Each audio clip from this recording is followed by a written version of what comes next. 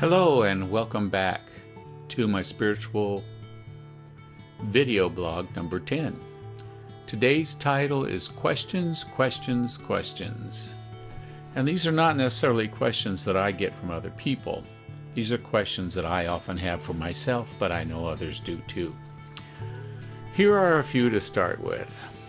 Where are we? How do we sustain interest and momentum when we become interested in spiritual thought? What are we missing? Where have we stopped and stepped off the path? Or are we just needing a bit of adjusting? There is some confusion on the path, the spiritual path that we're all on. Are we truly by ourselves, or is it our spiritual path with others? Something to think about.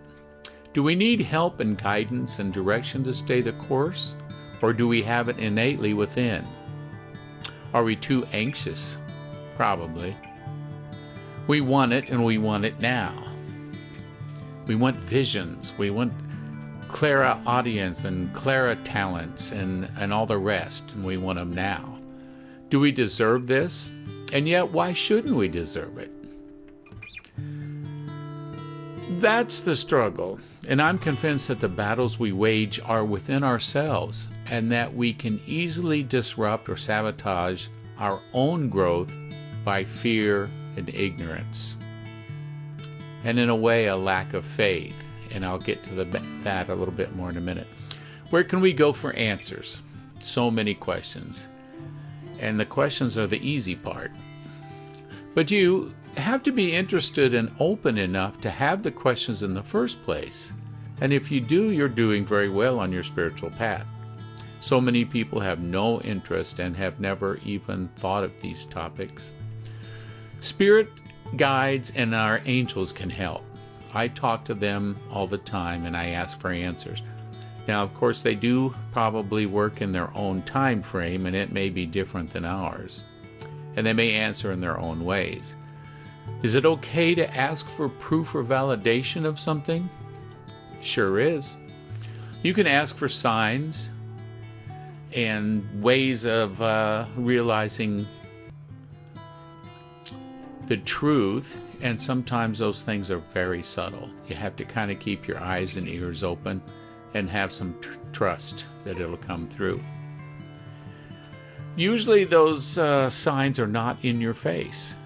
And then, of course, as soon as you believe that, something will happen that will be right in your face. That's the way it works. So, is having doubt a killer in your advancement in understanding the spiritual realms? Seems like a catch-22. Without faith and belief in the spiritual world, we might block the proof.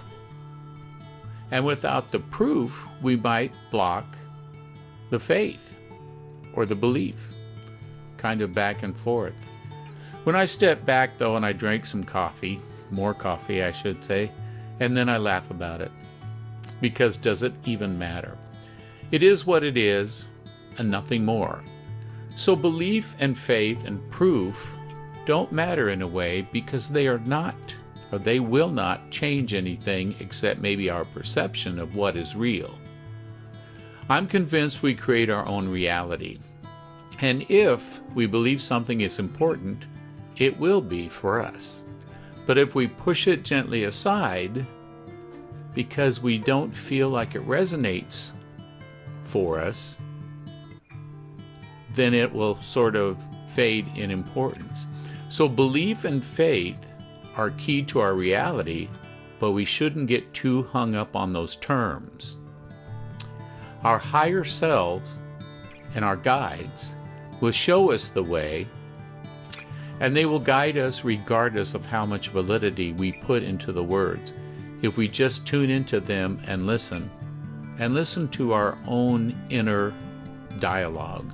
It's going on all the time, and I'm not talking about the chatter in your mind. That's the ego.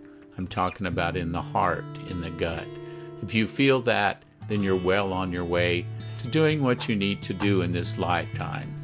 More on that later on. Thanks for watching.